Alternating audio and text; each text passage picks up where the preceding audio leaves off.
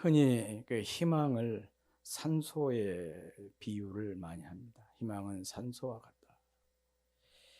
예, 이 말은 희망이 그렇게 우리 삶에 있어서 중요하다, 그런 의미인데, 사실 사람은 호흡을 통해서 산소가 공급되어야 살 수가 있습니다. 산소가 없거나 산소가 부족하면 질식사, 숨이 막혀서 죽게 되는 것이죠. 스스로 호흡 활동이 어려운 사람에게 산소 호흡기를 통해서 산소를 공급해서 숨을 쉴 수 있도록 하는 것도 바로 이 때문인 것입니다.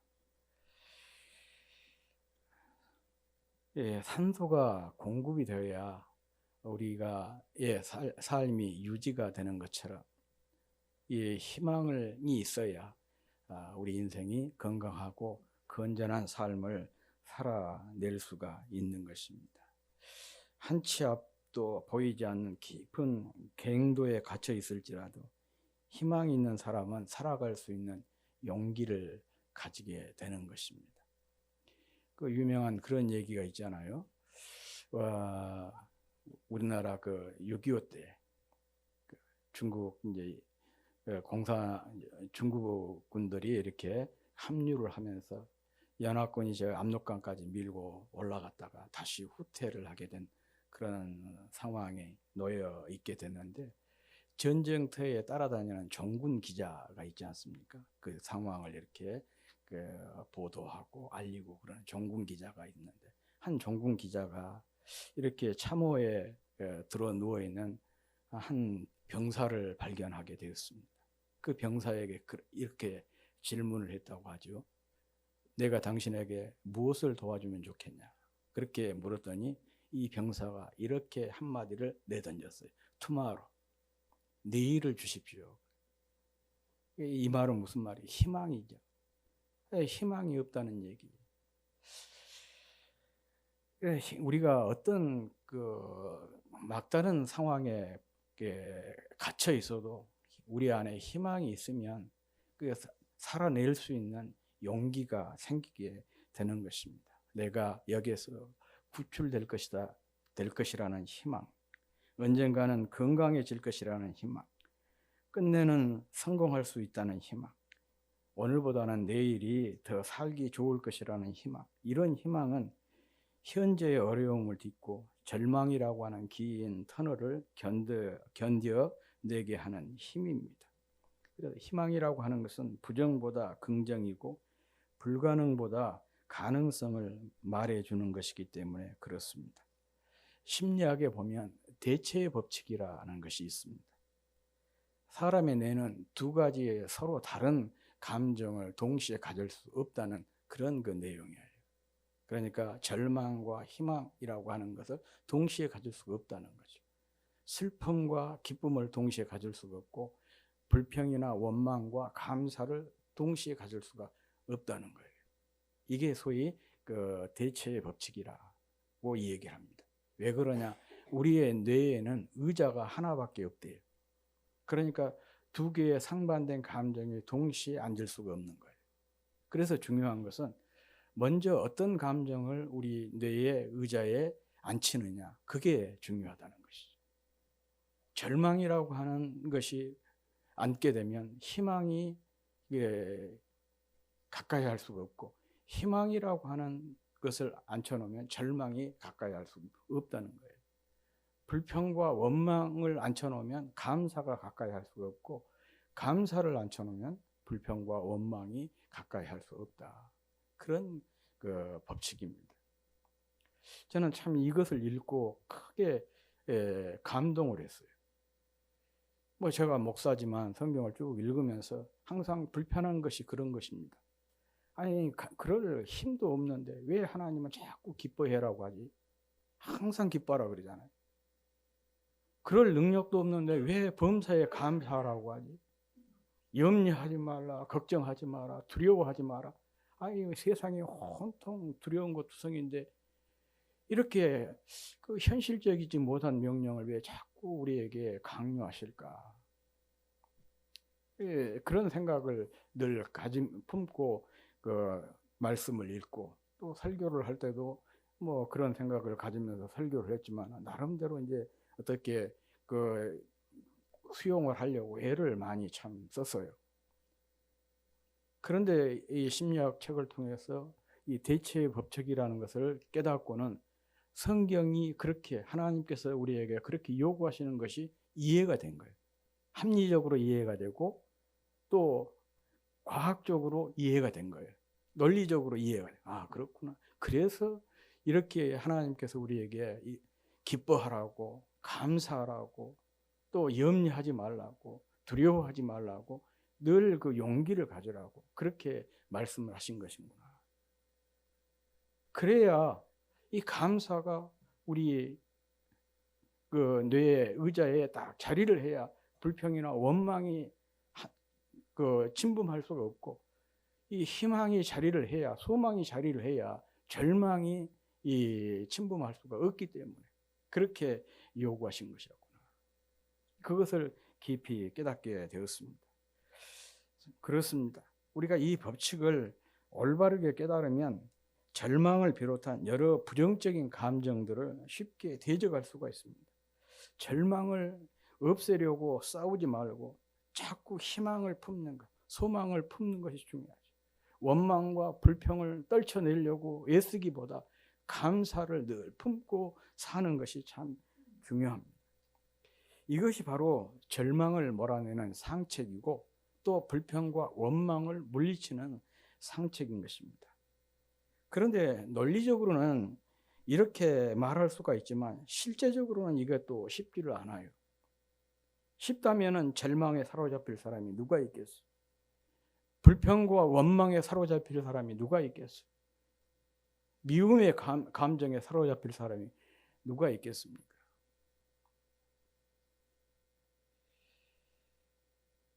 그렇지만 또 따지고 놓고 보면 전혀 불가능한 일도 아닙니다. 이것을 가능하게 해주는 것이 있습니다. 그게 뭐냐? 바로 믿음이라고 하는 거예요. 믿음이 좋은 감정, 거룩하고 경건한 감정을 먼저 앉게 해서 부정적이고 나쁜 감정, 이 세속적인 감정들을 대적해서 몰아내는 것입니다.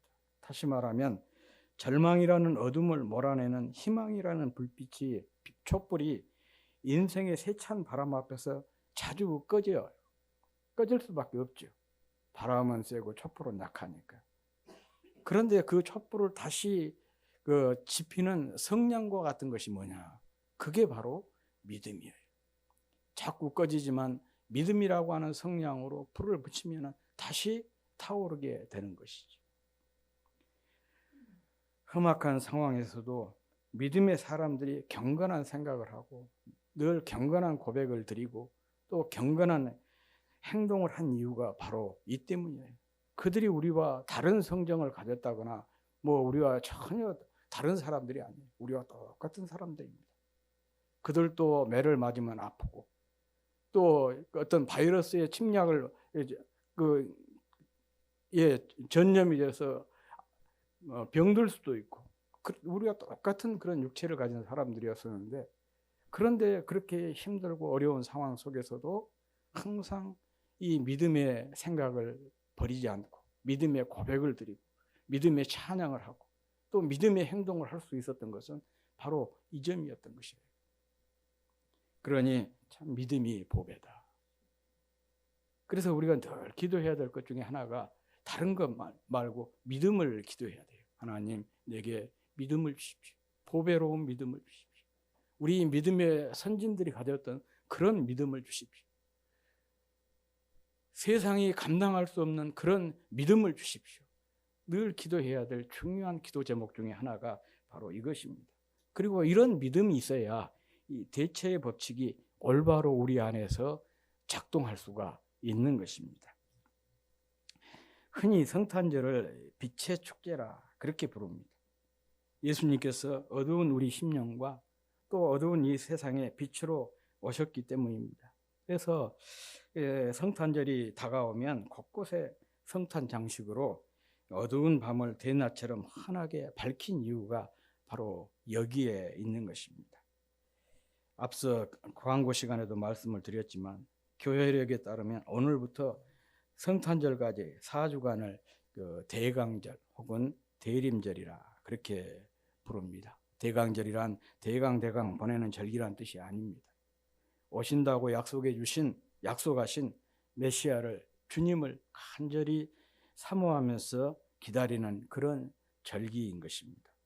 그래서 교회력은 추수감사절로 한 해를 마감하고 대강절로부터 또 새로운 한 해를 시작하게 된 것이에요. 감사로 한 해를 마감하고 소망으로, 희망으로 새해를 시작하는 것, 참 의미 있는 그런 일 아니겠습니까? 대부분의 교회들이 대강절이면 강단에 5개의 촛불을 켜는데 이것은 빛으로 오신 주님을 기념하기 위해서입니다. 그런데 이 촛불마다 앞서 제가 말씀을 드렸던 대로 의미가 있어요. 첫 번째 초는 소망, 둘째는 평화, 셋째는 기쁨, 넷째는 사랑, 성탄절인 5째는 감사와 환희의 의미입니다. 오늘은 이 대강절 첫 번째 주일로 절망 중에 있는 사람들에게 희망의 빛, 소망의 빛으로 오신 예수 그리스도를 기다리는 날입니다. 이것을 잘 보여주고 있는 말씀이 바로 오늘 본문입니다. 이사야 60장은 선지자 이사야가 이스라엘 백성이 지금 바벨론 포로에서 돌아온 상황을 예상하고 선포한 그런 말씀입니다. 모두 22절로 되어 있는데 모두가 다 하나님께서 회복하실 미래에 대한 영광스러움을 말씀하고 있습니다. 다시 말하면 이스라엘의 회복에 대한 소망이 바로 60장의 전체적인 메시지다, 그런 의미입니다. 그리고 오늘 본문은 구원시대의 도래를 시온의 빛과 영광의 도래로 표현을 하고 있습니다. 당시 이스라엘은 포로 생활로 깊은 절망의 어둠 속에 갇혀 있었습니다. 그 상황을 잘 보여주는 말씀이 2장 2절 상반절 말씀이에요. 보라, 어둠이 땅을 덮을 것입니다. 캄캄함이 만민을 가리려니와 그랬습니다. 이것이 바로 그들이 지금 처해 있는 상황을 지금 이야기하고 있는 그런 말씀입니다. 사람이 이렇게 어려운 상황에 놓이게 되면 그 삶이 피폐하게 됩니다. 그것은 뭐 믿는 사람이나 믿지 않는 사람이나 이스라엘 사람들이나 우리나 다 마찬가지예요. 그들이 이런 상황에 빠지다 보니까 영적인 무감각 상태에 빠지게 되었습니다. 이런 환경과 영적 상태에 있는 그들에게 선지자가 일어나서 하나님의 백성으로서 사명을 감당하라고 촉구하고 있는 것입니다. 바로 그 말씀이 오늘 1절 말씀이에요. 다 같이 한번 읽어보겠습니다. 시작. 일어나라, 빛을 발하라. 이는 내 빛이 이르렀고 여호와의 영광이 내 위에 임하였습니다. 영적인 그 무감각 상태에 빠져 있는 그들에게 촉구하는 그런 말씀이에요. 일어나라, 빛을 발하라. 왜냐? 내 빛이 너희에게 임했다. 너희의 빛. 원래 우리는 그렇게 표현하잖아요. 인간은 반사체지 발광체가 아니다. 이 말은 무슨 말이냐? 빛을 받아서 반사하는 존재지 스스로 우리 안에 빛이 있는 게 아니에요. 그런 의미예요. 내 빛이라는 것은. 원래 그들에게 빛이 있는 게 아닌데 하나님께서 그들에게 빛을 주어서 그들의 빛이 그들에게 지금 임했으니까 그 빛을 발해라. 그런 말씀인 것이죠.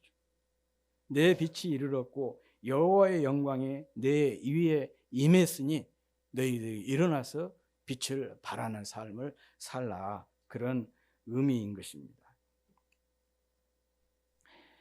어둠이 땅을 덮고 캄캄함이 만민을 가릴 것이지만 오직 여호와께서 그들에게 임하셨기 때문에 떨치고 일어나서 하나님의 백성답게 살라는 외침인 것입니다.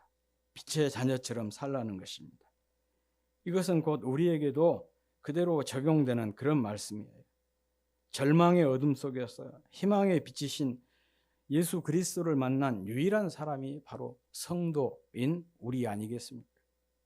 그러니 우리도 일어나라는 것이죠. 또 이런 자의식을 가지고 살라는 것이에요. 내가 주님의 빛 대신 주님이 내게 임한 사람, 그 빛의 자녀이고 그 주님의 영광을 입은 자녀다. 그런 자의식을 가지고 가져야 한다는 것이고 그렇게 살라는 그런 의미입니다. 그러니까 하나님의 자녀답게, 빛의 자녀답게, 영광스러운 그분의 아들, 딸답게 살라. 그런 의미입니다.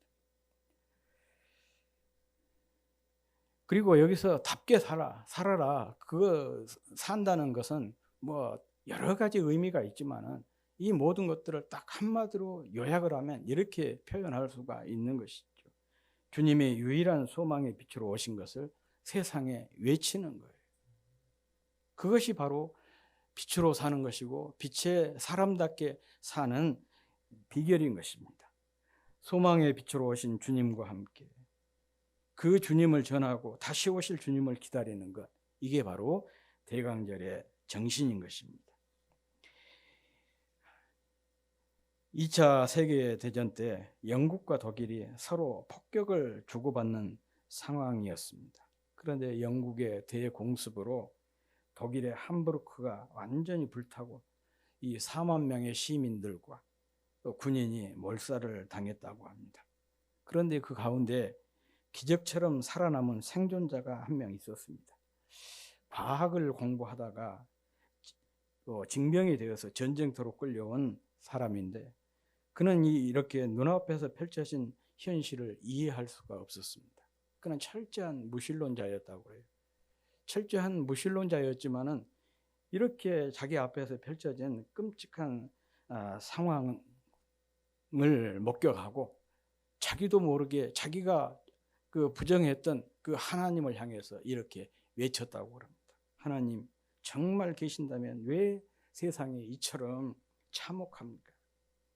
이토록 많은 사람이 죽었는데 도대체 나는 왜 살려주신 것입니까? 그렇게 부르짖었다고 합니다. 하나님을 부정했던 그는 포로 생활 가운데 하나님을 만나고 그의 진로가 완전히 180도 바뀌게 됐어요. 과학에서 신학으로 진로를 변경했습니다. 그때 그가 깨달은 것은 바로 이것입니다. 그래도 하나님만이 인간의 희망이다. 가장 깊은 절망에서 희망의 중요성과 더불어서 누가 참된 희망인지를 깨닫게 된 것입니다.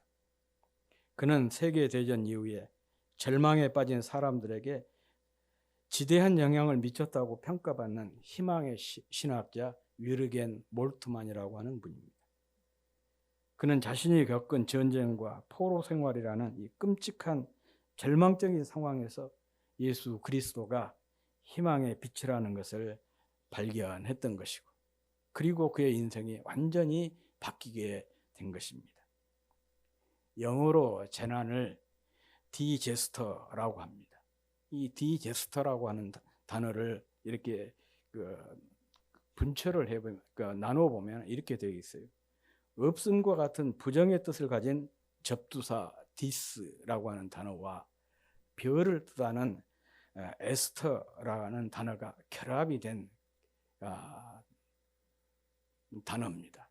그러니까 디스와 에스터가 결합돼서 디제스터라는 단어가 만들어진 거예요. 그러니까 재난이라는 것이 뭐냐? 재난이라고 하는 것은 별이 없는 암흑 상태, 이게 바로 재난이라는 것이죠.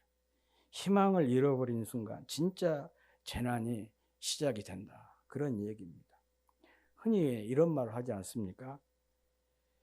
어려움 자체보다 어려움으로 인해서 희망을 포기하는 것이 더 큰 문제다.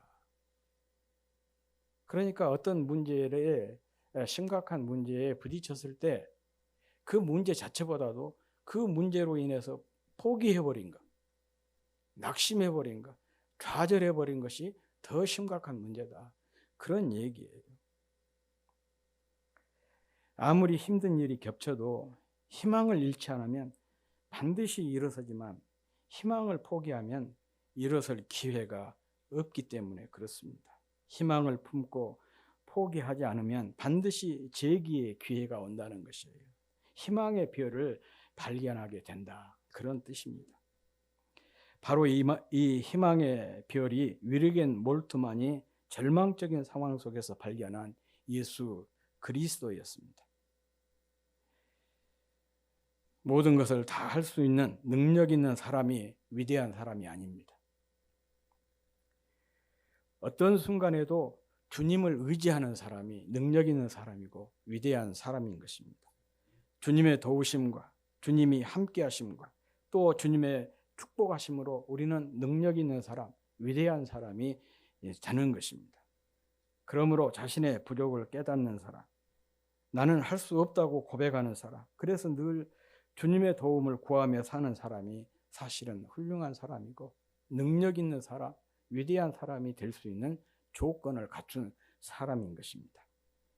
몰트만처럼 절망적인 자신을 알고 희망의 주님께 나와 믿음으로 주님을 붙잡는 사람이 주님의 은총을 얻고 주님의 능력을 얻고 또 주님의 복을 받게 됩니다. 주님은 우리의 소망이십니다. 우리의 삶이 힘들고 어려울수록 소망의 주님을 만나야 하고 믿음의 손을 내밀어서 소망의 주님을 단단하게 붙잡아야 됩니다. 소망이라고 하는 단어 자체가 그거예요. 히브리어로 소망을 티크바라고 하는데 티크바라는 게 원래 단어의 의미가 뭐냐? 무엇인가에 자기 자신을 꽉 붙들어 매는 것을 보고 티크바라 그래요. 그러니까 그 주님께 우리를 완전히 단단히 묶는 것, 주님의 말씀에 내 삶을 완전히 묶는 것, 이게 바로 희망인 것입니다.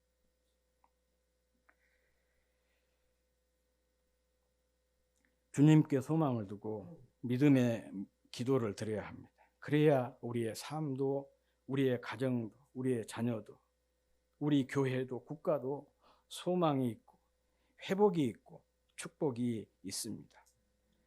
우리는 3주 동안 다니엘 기도회를 영상으로 가졌습니다. 강사 대부분의 간증 내용이 이것이었습니다. 절망적인 상황에서도 주님께 소망을 두고 기도했더니 주님께서 역사에서 오늘 이렇게 자신이 간증의 주인공이 되었다. 그게 대부분의 그 강사들, 간증 강사들의 고백의 내용이었습니다.